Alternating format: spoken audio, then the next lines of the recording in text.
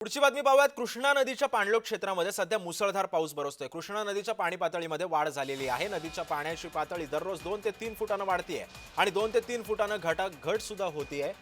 त्यामुळे आज सकाळी कृष्णा नदीच्या आयुर्विन पुलाजवळची पाणी पातळी ही 20 फुटांवर जाऊन पोहोचली आहे।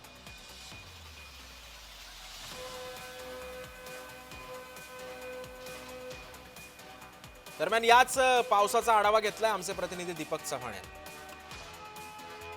कृष्णा नदीच्या पाणलोट क्षेत्रामध्ये पडणाऱ्या पावसामुळे गेल्या 3 दिवसापासून कृष्णा पाणलोट क्षेत्रामध्ये मोठ्या प्रमाणात पाऊस सुरू आहे।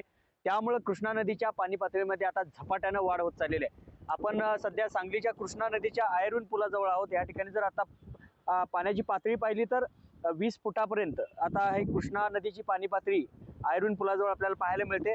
पाण्याला मोठ्या प्रमाणात वेग या ठिकाणी आपल्याला पाहायला मिळतो, कारण वरती मोठ्या प्रमाणात पाऊस सुरू आहे। कृष्णा पाणलोट क्षेत्राच्या परिसरामध्ये मोठा पाऊस बरसत आहे आणि या पावसाचं पाणी हे कृष्णा नदीच्या पात्रामध्ये मिसळत आहे आणि याचमुळे या कृष्णेची पातळी ही वाढत चाललेली आहे। काल ही पातळी 18 फुटावरती आज 20 फुटावर आहे।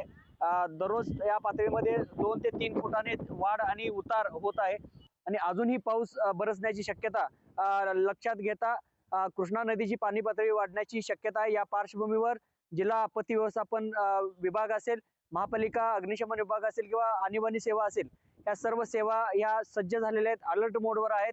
त्यामुळे कोणत्याही प्रकारची काळजी ही नदीकाठच्या लोकांनी करू नये, मात्र सावध राहावं असा इशाराही प्रशासनाकडून वारंवार दिला जात आहे।